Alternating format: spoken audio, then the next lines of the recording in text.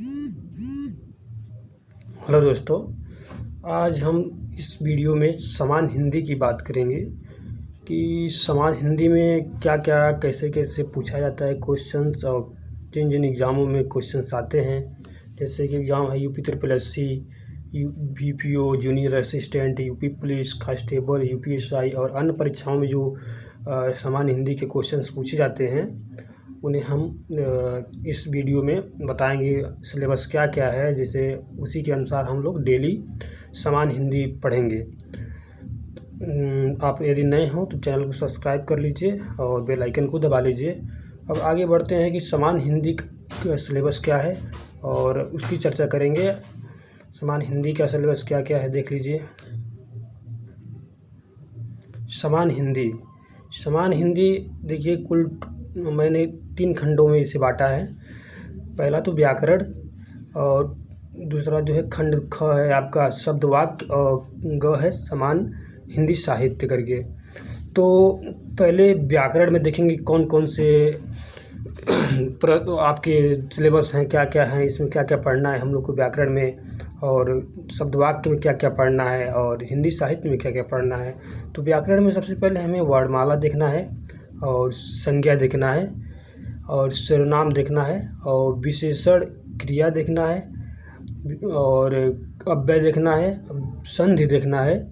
आगे बढ़ते हैं और समास देखना है, विराम चिन्ह, उपसर्ग, प्रत्यय, वर्ण विन्यास, वर्तनी।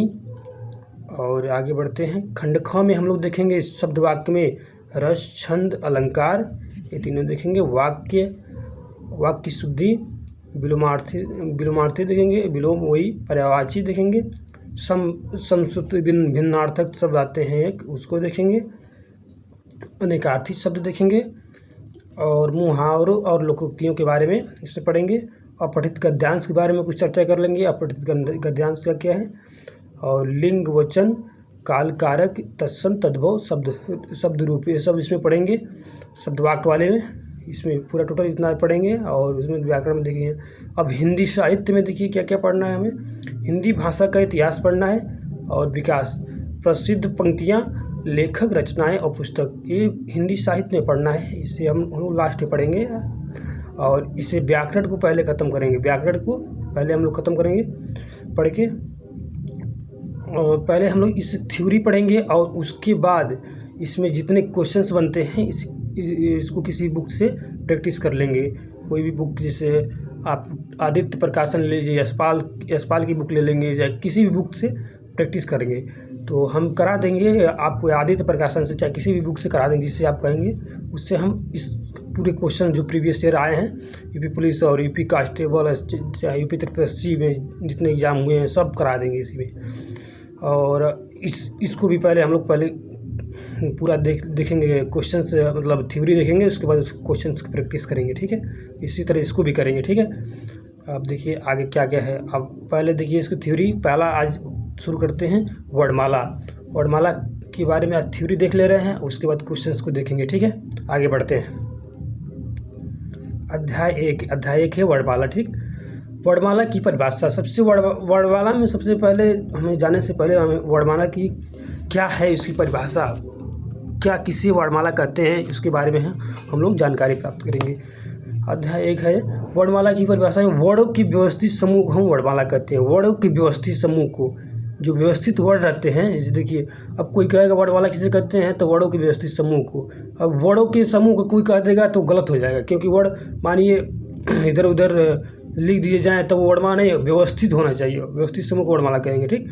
अक्षर और वर्ण में अंतर, कोई पूछ देगा अक्षर और वर्ण में क्या अंतर होता है, तो अक्षर जो होते हैं जो ध्वनि मुख से निकलकर आकाश में व्याप्त हो जाते हैं, मुख से जो निकलते हैं आकाश में व्याप्त होते हैं उस अक्षर। मुख से निकली ध्वनि को लिखित रूप जब दे देते हैं तो हम उसे वर्ण कह देते हैं। वर्ण किसे कहते हैं, जो मुख से आप बोल रहे हैं, जैसे क बोले, उसके बाद क को यदि लिख दिए क, तो ये क्या हो गया, आपका हो गया, ये वर्ड हो गया। इसी तरह आगे बढ़ते हैं।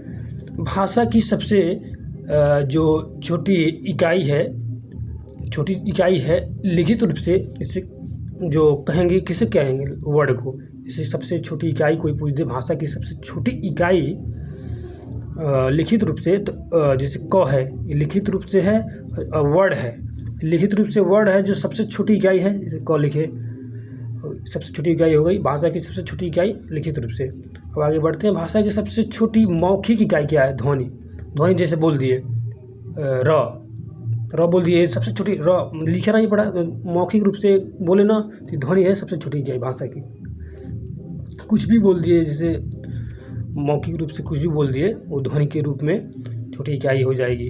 ठीक, अब चलते हैं, कुल वर्ड कितने हैं टोटल?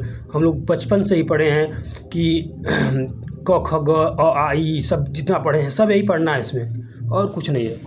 आप बस इससे जुड़े रहिए, अभी देखिए हिंदी का धुआं धुआं हो जाएगा। आगे बढ़ते हैं, देखिए कुल टोटल 52 वर्ड होते हैं। 52 में 11 हम लोग स्वर पढ़ते हैं, 33 व्यंजन हैं, टोटल 33 व्यंजन हैं और 2 अयोगा हैं और आपके 4 संयुक्त व्यंजन हैं और 2 उच्छिष्ट व्यंजन हैं। ठीक है, अब आगे बढ़ते हैं, देखिए अब क्या क्या है इसके अंतर्गत हम लोग पढ़ेंगे, अच्छे से एकदम पढ़ते हैं। देखिए 11 जो स्वर हैं इसमें कौन कौन से स्वर हैं? अ है, अ आ ई ई उ ऋषि ए ओ औ। ये जो 11 स्वर हैं इसको बार बार आप पढ़िएगा, इतने 11 स्वर। उसके बाद अंग अह आता है, वो स्वर नहीं है, अयोगा में आएगा, आगे हम लोग इसको पढ़ते हैं। देखिए अब व्यंजन कितने होते हैं? क ख ग घ अंग, च छ ज झ इञ, ट ठ ड ढ अड़, त थ द ध न, प फ ब भ म, य र ल व, स स ह। अब आगे बढ़ते हैं, जिसमें देखिए व्यंजन 33 टोटल हैं, 33 व्यंजन होते हैं। अब अयोगवा जो अंग और अह जो स्वर में पहले नहीं कहते थे हम लोग, 13 स्वर हैं, 11 स्वर मूल रूप से होते हैं और 2 जो होते हैं अयोगवा होते हैं, 2 अंग अह और 4 संयुक्त व्यंजन होते हैं। त्रिशूल वाला जो हम लोग पढ़े थे, ज्ञानी स्र। इस संयुक्त क्यों कहते हैं इसे? क्योंकि ये 2 जो होता है 2 वर्ड से मिलकर बना होता है। जैसे क हलंत खटकोड़ा स है, त हलंत र है, ज्ञा जो होता है ज प्लस ञा से मिलकर बनता है, और स्र जो होता है सलीफा वाला स प्लस र से मिलकर बनता है, इसे स्र कहते हैं। अब इसके बाद देखेंगे उच्छिष्ट व्यंजन किसे कहते हैं? उच्छिष्ट जिसे बोलने में ऊपर की ओर नहीं घिसते थे, ड ऊपर की ओर नहीं बोल रहे हैं, ड और ढ, ये उच्छिष्ट व्यंजन है। उठा मतलब उठना, मतलब आवाज़ को ऊपर की उठाना पड़ रहा है, इसमें उच्छिष्ट व्यंजन इसी कारण इसको कहते हैं। ठीक, अब आगे बढ़ते हैं, केंद्रीय हिंदी निदेशालय ने 1983 में देवनागरी लिपि को हिंदी वर्तनी का मानकीकरण जारी किया। आगे बढ़ते हैं, लिपि किसे कहते हैं? किसी भाषा को लिखित तरीका, हिंदी भाषा को लिखने का तरीका ही देवनागरी लिपि कहलाता है। लिपि कहलाता है, इसी को देवनागरी लिपि भी कहेंगे, नागरी लिपि कहेंगे। देवनागरी लिपि और हिंदी वर्तनी का मानकीकरण जारी करा है। देखिए देवनागरी लिपि क्या है, 1983 में जारी हुआ। देखिए अब आगे बढ़ते हैं, अंतर्राष्ट्रीय अंक जो हैं 1 2 3 4 5 6 7 8 9 10 जो है देवनागरी लिपि, ये जो हम लोग लिखते थे, ये देखिए सब देवनागरी लिपि के अंतर्गत आएगा। जो पहले नहीं लिखते थे 1 2 3 4 5 5 6 7 8 इस तरह सब लिखते थे, ये देवनागरी लिपि है। ठीक, स्वर किससे कहते हैं? अब आगे बढ़ते हैं, स्वर परिभाषा, वे वर्ड जिसका उच्चारण स्वतंत्र बिना रुकावट के रूप से होता है, जैसे अ आ ई उ आदि।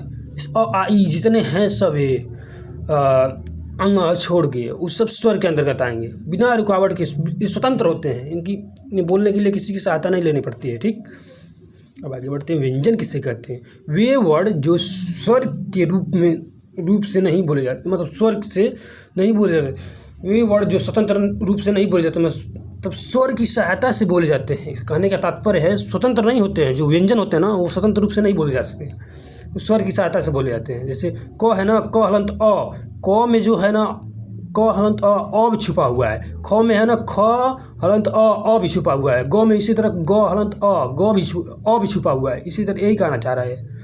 आगे बढ़ते हैं, व्यंजन स्वरों की सहायता से उच्चारित होते हैं। जो व्यंजन होते हैं ना स्वरों की सहायता से उच्चारित होते हैं। जैसे क हलंत हलंत मतलब आधा, यदि हलंत लगा है तो प्रकृति में आधा है, मतलब हलंत लगा है तो आधा है, और जो हलंत नहीं लगा है तो उसे पूर्ण है। पूर्ण व्यंजन वह होता है जिसमें स्वर शामिल होता है।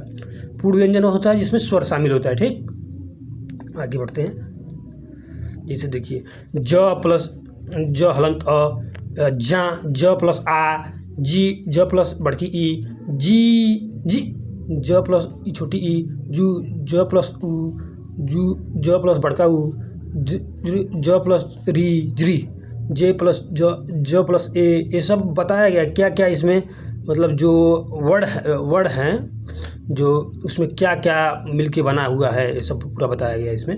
देख लीजिए इसको, जय से जे प्लस ए, ये पूरा देख लीजिए, इसी तरह पूरा बताया गया। ठीक, अब आगे बढ़ते हैं।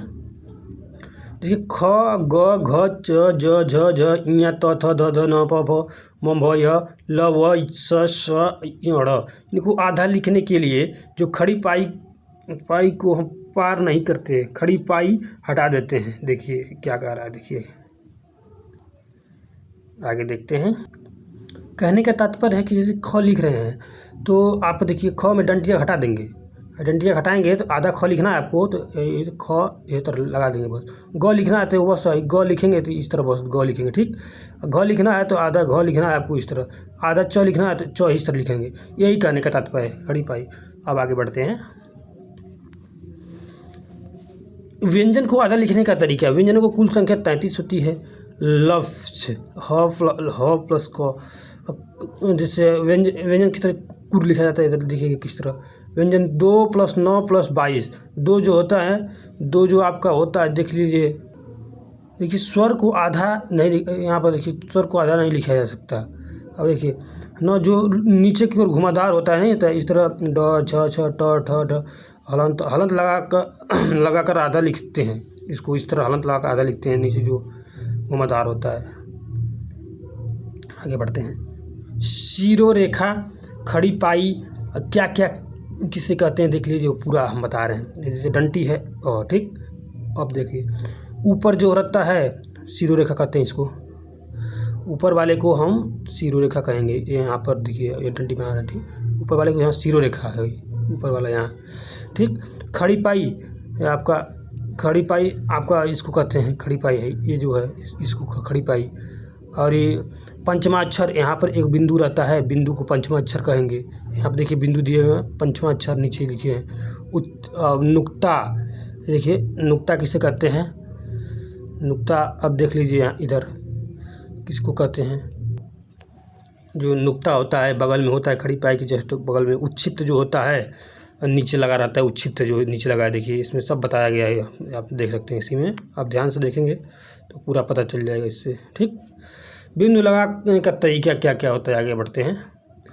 देखिए पंचमा अक्षर है इस तरह है, नुक्ता है क ख ग ज फ, अरबी फारसी, और जब अरबी फारसी के शब्द हों नुक्ता जब लगा दो है। देखिए अनुस्वार पंप लिखा है, तो इस पंप को पंप ऊपर लगा कर भी पंप लिख सकते हैं, आधा भी लगा सकते हैं। आडंबर लिखा है तो इस तरह भी लिख सकते हैं, इस तरह भी।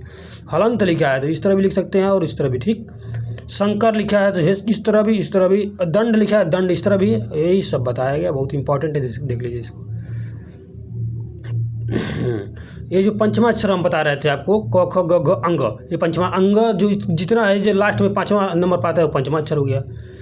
च छ ज इया, 5वां अक्षर इया हो गया। ट ट ड ड़ जो 5वां अक्षर, त थ द न जो हो गया 5वां, प फ प म हो गया 5वां। इसी तरह कह रहा है, आगे बढ़ते हैं। उच्छिप्त का प्रयोग, देखिए उच्छिप्त का प्रयोग, उच्छिप्त में ड ढ किया जाता है। ताड़नजात में ड ढ ताड़नजात होता है, देखिए इस पे जिसपे नीचवा लगा रहता है ताड़नजात। द्विगुण भी कहते हैं इसे, द्विगुण भी कहते हैं, द्विगुण।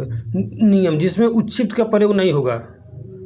देखिए किसी शब्द की शुरुआत में उच्छिप्त नहीं होगा, जैसे डमरू है, उच्छिप्त का नियम से उच्छिप्त का प्रयोग नहीं होगा। हाँ डमरू है तो उसमें उच्छिप्त का प्रयोग नहीं होगा।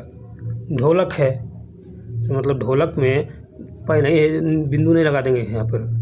ढक्कन है, अंग्रेजी शब्दों में नहीं होगा, जैसे अंग्रेजी शब्दों में नहीं होगा। रोड है, रोड के वहाँ है तरह रोड, लास्ट उसमें नहीं होगा। बोर्ड में मूड है, ग्राउंड है, इसमें नहीं होगा। द्विगुण व्यंजन नहीं होगा, ठीक। द्विगुण व्यंजन में इसका प्रयोग नहीं होगा। हड्डी है, टिड्डी है, ये सब द्विगुण। उपसर्ग में उपसर्ग यदि है तो नहीं प्रयोग होगा। देखिए होगा, निडर है, उसमें नहीं होगा। आपका क्या है, ड ठ तुरंत पहले या तुरंत बाद अनुस्वार हो तो नहीं प्रयोग होगा। आडंबर है, आडंबर तुरंत है तो उसमें प्रयोग नहीं होगा। ड ढ चाहे ठ है तो उसमें प्रयोग नहीं होगा। आगे बढ़ते हैं लेक्चर। तो आप देखिए स्वरों का वर्गीकरण किस तरह किया गया, ठीक। अब स्वर के बारे में आएंगे। मात्रा के आधार पर स्वरों को हम कितने भाग में बांटते हैं देखते हैं। मात्रा के आधार पर हम स्वरों को 3 भाग में बांटे हैं, ठीक। ह्रस्व स्वर, लघु स्वर इसी को कहते हैं, छोटा स्वर, एक मात्रिक स्वर, सब इसी को कहते हैं, ठीक। अ ई उ ऋषि ये 4 गो हैं, कुल स्वर 4 गो है इसमें। देखिए दूसरा है दीर्घ स्वर, बड़ा स्वर, द्विमात्रिक स्वर, इसमें कुल टोटल 7 हैं। 7 है, कौन कौन है? आ है, ई है, उ है, ए है, ऐ है, ओ है, उसके बाद आपका ओ औ है। जिनके उच्चारण में लघु स्वर से 2 गुना समय लगता है, 2 गुना समय, लघु स्वर से 2 गुना समय लगता है, उसे हम क्या कहेंगे? आपका दीर्घ स्वर कहेंगे। इसको यस से इस तरह ही डिनोट करते हैं, यस, इसको 1 एक डंडी से, ठीक। अब आगे बढ़ते हैं। प्लुप्त स्वर किससे कहते हैं? देखिए जिनके उच्चारण में दीर्घ से कुछ अधिक समय लगता है या लघु स्वर से 3 गुना समय लगे, जैसे ओम, राम, कुछ भी हो नहीं लगता, लंबा ओम, यही सब है, जिससे उसको प्लुप्त स्वर कहते हैं। अब आगे बढ़ते देखिए। र है, र हलंत अ, व्यंजन की मात्रा नहीं होगी, मात्रा केवल स्वरों की होती है। ये होता है र प्लस अ प्लस दीर्घ स्वर हो गया, ठीक। आगे बढ़ते हैं। जिह्वा के आधार पर, ऊपर हम लोग पढ़े स्वर किसके आधार पर? मात्रा के आधार पर। और इसमें हम पढ़ेंगे जिह्वा के आधार पर, जीभ के आधार पर स्वर कितने प्रकार के होते हैं। देखिए जीभ के आधार पर 3 प्रकार के होते हैं, अग्र स्वर, मध्य स्वर, पश्च स्वर। अग्र स्वर जीभ के अगले हिस्से में से उच्चारित किए जाते हैं, जैसे ई, ए, ऐ, सब 4 गो स्वर अग्र स्वर हैं, ठीक। मध्य स्वर उदासीन स्वर कहते हैं, जीभ के मध्य भाग से जो उच्चारित होते हैं, जैसे मध्य भाग से उच्चारित हो रहा है ना, बोल के देखिए एक बार। इसको जितना है आप बोल के देखिए। जिह्वा कहाँ रखा गया है? जीभ के आधार पर इसको बोलेंगे तो जीभ इधर उधर आगे पीछे ऊपर नीचे होती है, उसी के हिसाब से रखा गया, ठीक। पश्च स्वर देखिए, अब जीभ के पिछले हिस्से से उच्चारित होता है, जैसे आ, उ, ओ, औ। कुल 5 है, ये कुल 5 गो ही हैं। और ए एक है, बस मध्य स्वर एक ही है, अ। और आपका अग्र स्वर है 4, अ, ई है, बड़का ई है, ए है, ऐ है, ठीक। जिह्वा के आधार पर वर्गीकृत हो तो ऋषि को क्यों शामिल नहीं किया है? देखिए ऋषि ध्वनि है, ऋषि इस तरह रीढ़ किया है, ऋषि, सृष्टि, दृढ़ा, कृष्णा, ये सब गृह। उच्चारण के आधार पर स्वरों की संख्या कितनी हो जाती है? 10। ऋषि को बोलने पर देखिए री, ए वाला भी र आ रहा है, इसी का इसको शामिल नहीं किया गया है। अब आगे देखिए ऋषि स्वर, र व्यंजन के भेद, र का सामान्य रूप राकेश, रमेश, हरकेश। अब र का रेफ रूप कर्म, धर्म, जुर्माना। र का पदेन रूप क्रम, प्रकार, क्रिया, भ्रम। सब र का पदेन रेफ रूप, सामान्य रूप, र का भेद बताया, ठीक। अब आगे अब देखिए तीसरा, अब हम लोग पढ़ेंगे, अब जिह्वा के आधार पर पढ़ेंगे, मुख के खुलने के आधार पर पढ़ेंगे स्वरों का वर्गीकरण। तो इस तरह 4 प्रकार का होता है। पहले 3 प्रकार का हुआ था मात्रा के आधार पर, 3 प्रकार का हुआ था। अब आगे अब देखिए मुख खुलने के आधार पर 4 प्रकार के। विवृत स्वर, मुख पूरा खुला है, पूरा खुला, आ बोल के देखिए ना, पूरा मुंह खुल जाता है, ठीक। अर्धविवृत स्वर, आधा मुंह आधा खुला रहता है, अ, ए, औ। सब्रित स्वर मुख लगभग बंद रहता है, ई ऊ ये सब देखिए। अर्धविर्वित स्वर मुख आधा बंद रहता है। अर्ध मतलब आधा, सब्रित मतलब आधा बंद होना, आधा बंद रहता है, ठीक। इसमें ए और औ आते हैं, इसको सब पूरा ध्यान देना है।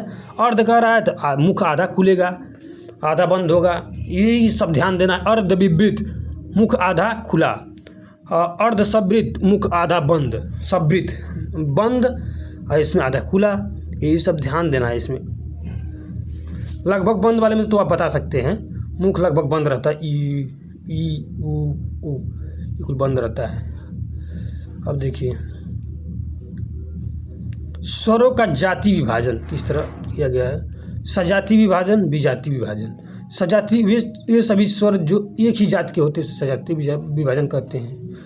आ ई उ, आ किसे बना है, अ प्लस अ से आ बना है। ई बना है कैसे, ई प्लस ई से ई बना है। उ कैसे बना है, उ प्लस उ से उ बना है। विजाति में वे सभी स्वर जो अलग अलग जाति के हो, ए प्लस अ, ए कैसे बना है, अ प्लस ई से बना है। ए बना है अ प्लस ए से। ओ बना है अ प्लस उ से। ओ बना है अ प्लस ओ से। देखिए इन्हें संयुक्त स्वर भी कहते हैं, क्योंकि ये अलग अलग से मिलकर बना है ना, इसी कारण हम संयुक्त कहेंगे। ये सजाती है, सजाती मतलब सजा के एक के नियर हैं, एक के नियर हैं, दोनों सजा के हैं। अ प्लस अ है, ई प्लस ई है, उ प्लस उ है, ये सब सजाती है, ठीक है। आगे बढ़ते हैं। परंपरागत अतिरिक्त वर्ण अनुनासिक और अनुनासिक, अनुस्वार, अभिसर्ग, इसके बारे में जानकारी देंगे। अनुनासिक कहते हैं ऊपर जो चंदवा नियर लगता है, अनुनासिक कहते हैं। अनुस्वार एक बिंदु लग जाता है, ठीक। विसर्ग बिंदु लग जाता है उसमें। विसर्ग दो बिंदु नीचे बगलिए में। अब देखिए पूरा बात करेंगे अच्छे से इसको। अनुस्वार अनुनासिक जिसमें नाक से कम मुख से ज़्यादा वायु निकलती है उच्चारण में। नाक से कम और मुख से ज़्यादा, गाँव, चांद, दांत, कांटा, 5, ये सब देखिए।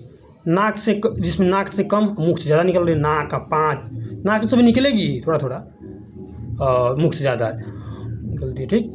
अब अनुस्वार कहते हैं नाक से अधिक, जैसे प्रायः, अनु, दुख, प्रातः काल। मुख से कम वायु निकलती है इसमें, देखिए।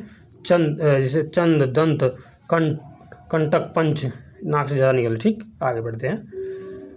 विसर्ग में संस्कृत के शब्दों में प्रयोग होता है विसर्ग का, जैसे प्रायः, दुख, प्रातः काल, ये सब विसर्ग। आगे बढ़ते हैं। विसर्ग जो बगले में से 2 बिंदु लगाया था बस। नोट, पंडित किशोरी प्रसाद वाजपेयी के अनुसार अनुस्वार और विसर्ग स्वर नहीं है। जो यह व्यंजनों की तरह स्वर से पूर्व पहले नहीं आते हैं, बाद में आते हैं, इसलिए व्यंजन भी नहीं हैं। अतः इनको अयोग्य कहा जाता है। जो पंडित किशोरी प्रसाद कहते हैं अनुस्वार और विसर्ग स्वर नहीं होते हैं, वही कहते हैं पंडित किशोरी प्रसाद के अनुसार बताया गया है। देखिए इसे अतः, प्रातःकाल, ठंड, ये सब पूरा है इसमें। देखिए लिखे हैं हिंदी में, जो कोई भी 2 स्वर हैं साथ नहीं आ सकते हैं, क्रिया शब्द ना हो तो।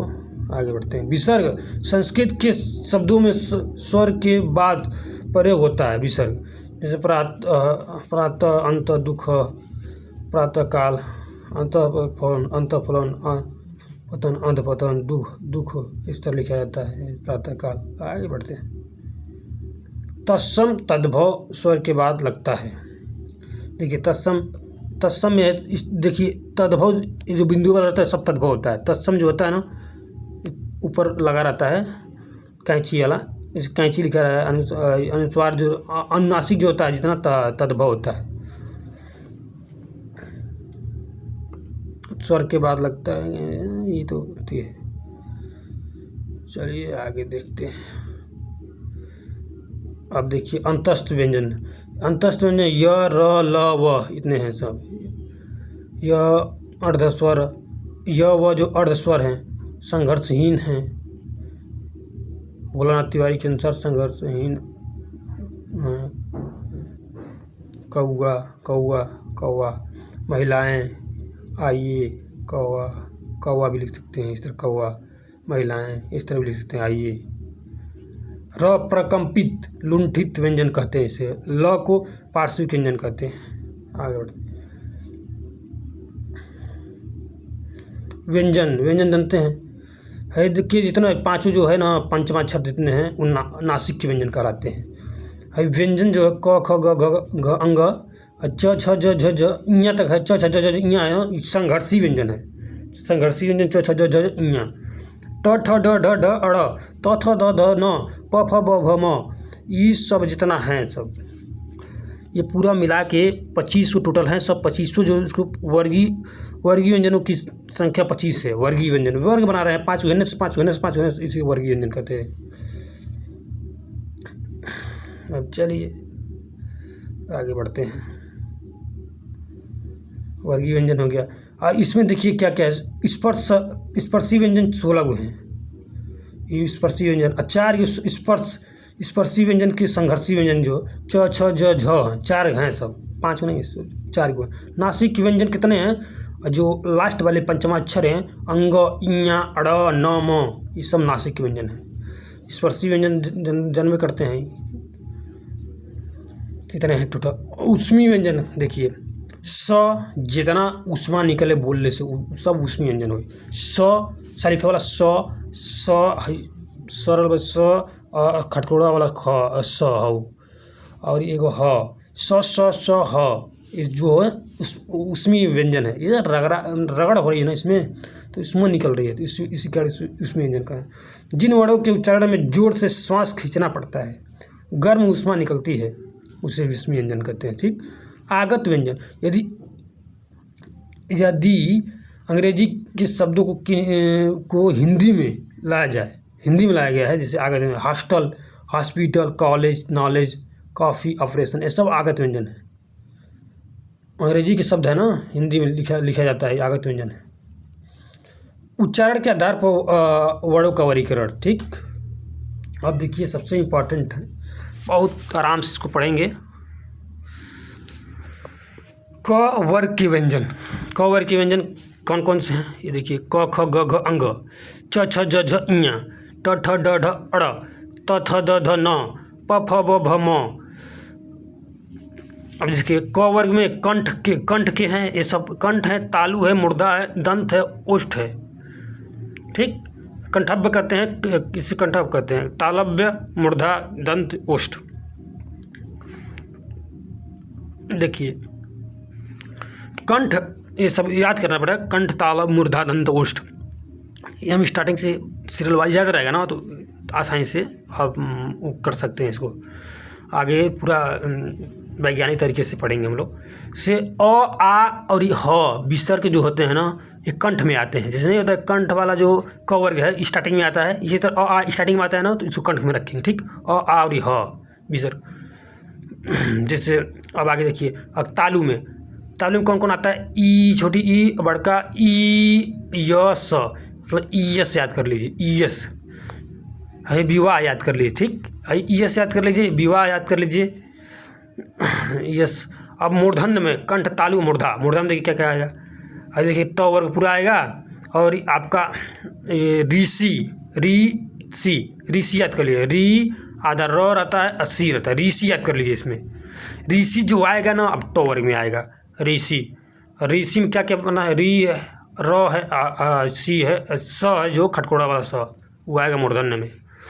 त में त वर्ग में दंत वर्ग जो जितना होता है ना, वो सब त वर्ग में आता है। दंत वर्ग इसको दंतव्य में ल स ज, लाश जैसा हो गया है। जैसे विवाह, ईयस का विवाह हुआ, ऋषि बन गया और लाश जैसा हो गया है। ठीक है। देखिए एक चित्र के माध्यम से पढ़ेंगे। और प वर्ग प फ ब भ म, ओष्ठ इसे होठ कहते हैं।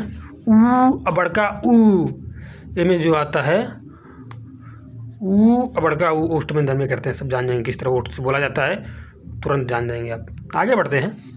कंठव्य, कंठ और तालु, कंठोष्ठ और कंठोष्ठ। देखिए कंठ तालु से जो बोला जाता है, कंठ तालु दोनों से। और देखिए कंठ से बोला जाता है, ई जो तालु से, जैसे कंठ तालव्य कह देंगे।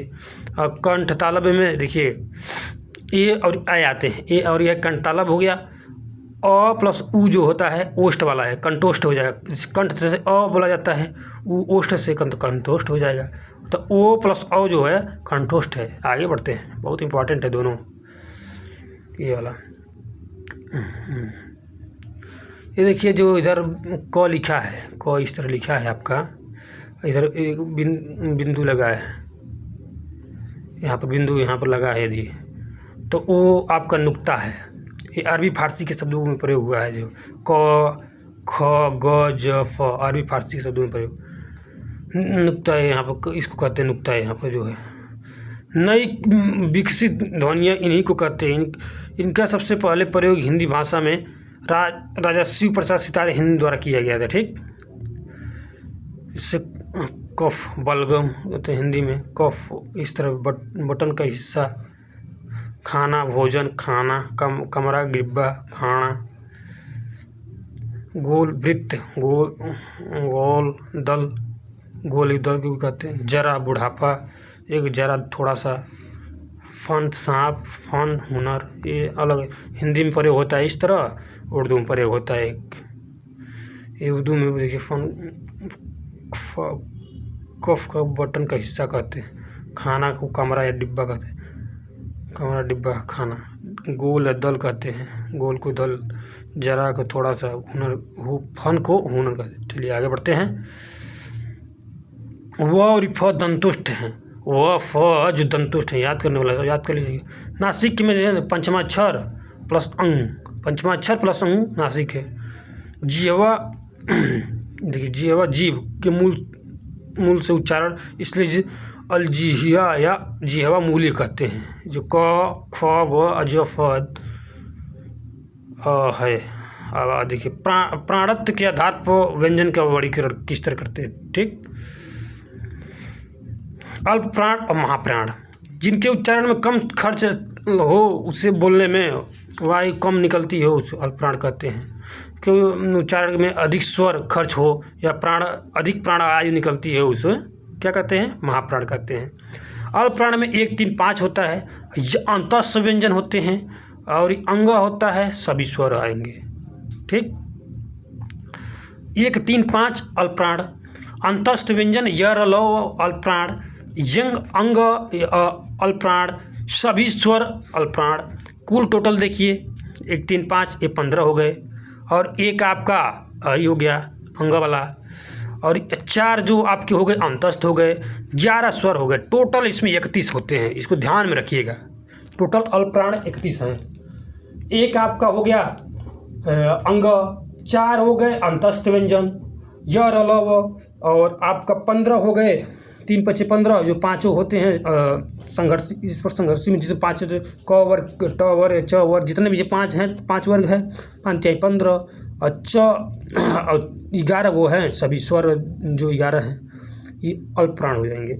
महाप्राण में जिनके उच्चारण में अधिक श्वास खर्च होता है, इसे महाप्राण कहते हैं। जैसे 2 4 जितने, जैसे क ख ग घ अंग है, उसमें क ख ग घ दोनों हैं, ये दोनों वर्ग के। इसी तरह च छ ज झ ज इयाँ है, इसमें दूसरा और चौथा वर्ण जो आए वो सब हो जाएंगे आपके महाप्राण। महाप्राण में तो इस ये भी एक टोटल हो जाएंगे 10 गो, 10 गो ऊ, और आपका ड हो जाएगा, और उसमी व्यंजन है 10 5 15, 4 गो उसमी व्यंजन, और स एगो ढ हो जाएगा ढ। ठीक, तो टोटल 15 हो गए। महाप्राण 15 है टोटल। अब आगे बढ़ते हैं। चलिए, स्वर तंत्रियों के आधार पर वर्णों का जो विभाजन होता है घोष और अघोष में होता है। घोष को सघोष भी कहते हैं। और अब देखिए घोष के कहते हैं। स्वर तंत्रियों के पास जो स्वर तंत्रियाँ होती हैं, आने पर उसके बीच में जो हवा निकलती है, जैसे देखिए तीसरा चौथा पाँचवां, य र ल व ह सभी स्वर, ये इसमें भी 31 हैं, घोष में 31 हैं, अल्प प्राण में भी 31 थे। देखिए एक 3 4 5 घोष में, घोष देखिएगा, घोष अल्प प्राण महाप्राण अघोष, इस समय कन्फ्यूज होते हैं लोग। लेकिन अल्प प्राण में 1 3 5 और एक घोष में 3 4 5। देखिए अब देखिए इसमें 3 4 5 य र ल व, और इसमें भी था य र ल व अंतस्थ व्यंजन और सभी स्वर रख लेंगे। ठीक, आघोष में स्वर तंत्रियों के आने पर उनके बीच में हवा नहीं निकलती। जैसे 1 2 स स स ह स स स बस 2 3 हो, इसमें भी स स स था। इसमें कुल आघोष हो जाएंगे 13। अरे 10 गो हुए, 3 वही 13। आगे बढ़ते हैं, बहुत इंपॉर्टेंट है ये, इसको बार बार देखिएगा आप और समझने की कोशिश करिएगा। आप समझ गए होंगे, पूरा आसानी से वैज्ञानिक तरीके से लिखा गया नोट्स। आगे बढ़ते हैं। स्वर, संयुक्त स्वर से जिनका निर्माण एक से अधिक स्वर से हुआ उसे संयुक्त स्वर कहते हैं। से जो संयुक्त स्वर जन्म करते हैं, एक से अधिक स्वरों से निर्माण इसका हुआ हो। अ प्लस ई, अ प्लस ए, अ प्लस उ, अ प्लस उ, बड़का उ। संयुक्त स्वर मतलब एक स्वर अलग हो, एक स्वर अलग हो, मतलब दोनों अलग अलग स्वर हो, संयुक्त स्वर। संयुक्त व्यंजन, वे व्यंजन जिनका निर्माण एक से अधिक व्यंजन से हुआ है। इनकी कुल संख्या 4 होती है। संयुक्त व्यंजन की संख्या 4 होती है। छत्र, त्रिशूल, ज्ञानी, श्र। ये देखिए क प्लस स से मिलकर बना है। क हलंत स से, क त हलंत र से, ज हलंत यहाँ से, स सलीफ वाला स हलंत र से, भाई क हलंत फिर से स आई प्लस अ में निकलेगा। ये पूरा तोड़ा गया है इसको, देखिए किस तरह क फिर से क हलंत स हलंत अ में, त हलंत र हलंत अ में। र को इधर र को तोड़ेंगे, इया को तोड़ेंगे, र को तोड़ेंगे, र में भी है ना र हलंत अ, इया में भी है इया प्लस और र प्लस इसमें भी है। इसी तरह तोड़ ताड़ के पूरा बनाया गया है संयुक्त व्यंजन को। आगे देखते हैं।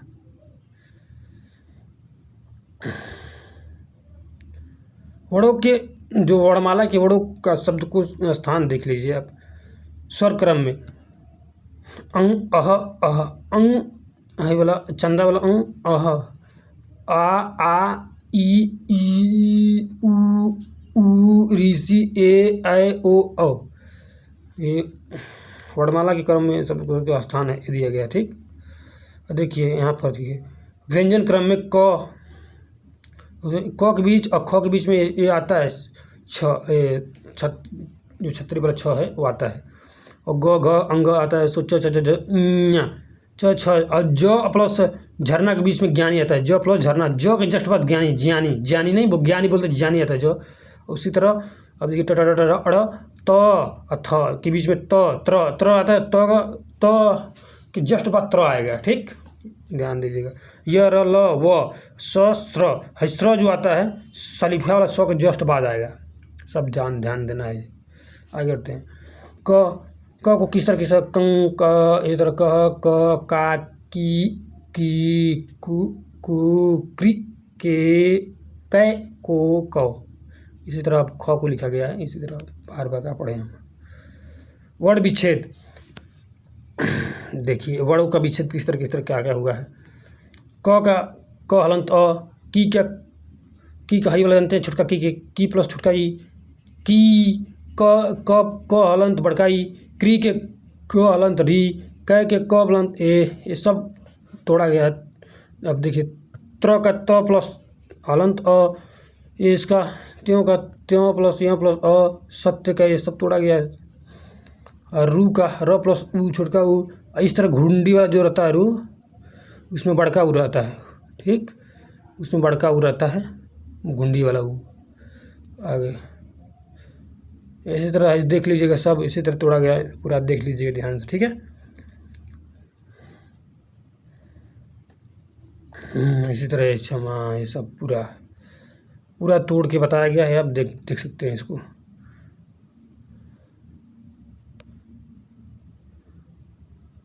यही सब तोड़ के पूरा बताया गया, आप देख सकते हैं। गद्यांश, आधुनिक कंगन, ये सब त्रिभुज विज्ञापन को किस तरह तोड़ा गया, पूरा तोड़ के।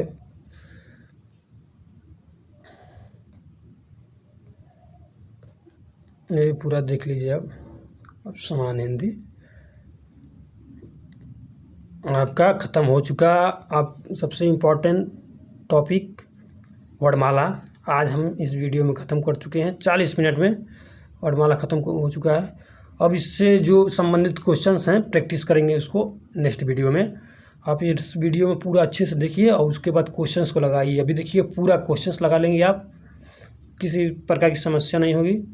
चलिए अब नेक्स्ट वीडियो हम लोग इस जैसे टॉपिक है जो वर्णमाला, इससे संबंधित जितने क्वेश्चंस हैं उसको हम लोग लगाएंगे। ठीक है, okay, bye bye, thank you. Channel को सब्सक्राइब कर लीजिए, बेल आइकन को दबा लीजिए। जिससे कि आप आगे की तैयारी के लिए हमसे जुड़ सकें। Thank you.